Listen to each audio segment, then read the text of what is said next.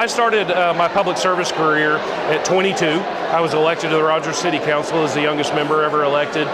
Served in that capacity for 12 years. Along that same timeline, I had a law enforcement career as a full-time employment. So I was sort of double duty community service. So I was a uniform officer at the Bentonville Police Department for 5 years. I served 5 years at the Benton County Sheriff's Office in the Criminal Investigation Division, and then 2 years as the Director of Public Safety for Benton County before being elected mayor. Okay, what are the top 3 priorities, issues right now? Yeah, well, I think right now, clearly the 800-pound gorilla in the room is the tornado that swept through our community on the early morning hours of the 26th of May of this year. And so, while we are starting to try to wind down what is the vegetative door-to-door pickup, there's a tremendous amount of work left to be done in our drainage systems, our streams, as far as debris, and then there's a lot of rebuilding to be done. We've identified over $33 million in damage just to public facilities in the city limits of Rogers and in our buildings, our own buildings. And so, that's going to take time to negotiate with through the insurance companies. It's going to take time to negotiate, how those bid specs look and how the rebuild process occurs. And it's not going to be next week, next month, or even next year in many of these cases. This is going to be a multi-year build back program. That's the public side. There's a private side of rebuilding this community back too that includes our businesses and our homes, folks that don't have the abilities to help themselves. And so we're trying to develop strategies for that currently as we speak. And then on top of that, we're winding down our 2018 bond election.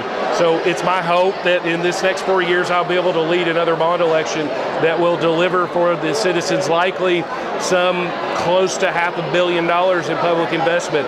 The last $500 million I've been a part of since 2011 to 2018, that last $500 million public investment has paid for itself over and over with over $3 billion in private development. So pretty good return on your investment, I think. And so I think between those two things, anybody human would have their hands full, but there's still a lot of other moving parts in the city. So you're asking the voters for one more term? Yes, that's correct. So, I'm finishing my 14th year, 12 years on the council, as I said before. I made it very clear very early on that this was, I'm going to term limit myself. There's no mandatory term limits. But I wanted the community to have time to have a conversation about what's that next person look like. And to me,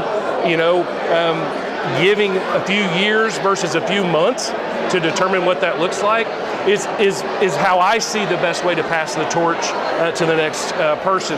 And one thing I've learned over 25 years of public service, and I've been to a lot of cities, great cities, big cities, small cities, not well so run cities, but the best cities in America are that way because of a continuity of leadership.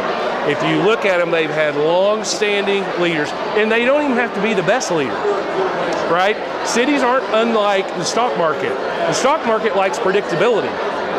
So you can have a chaotic leader, but as long as the city, the builders, the investors, the businesses learn how to navigate that system, and they have predictability for a period of time, you're going to see success. And so I've seen that in Rogers my entire lifetime. I'm only the 4th mayor in my lifetime in Rogers, including myself. And so we've had a long-standing history of continuity of leadership, and I want to give that back as my parting gift to the city as I step off the stage in 4 years.